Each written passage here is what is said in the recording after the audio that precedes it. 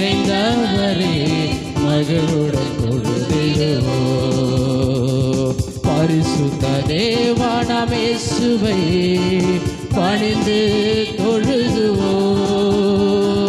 பரிசுத்த தேவனாம் இயேசுவை பணிந்து தொழுதுவோம்.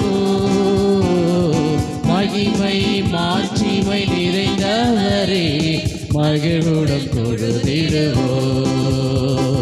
மகிமை மாட்சிமை நிறைந்தவரே மகிழ்வுடன் தொழுதிடுவோம்.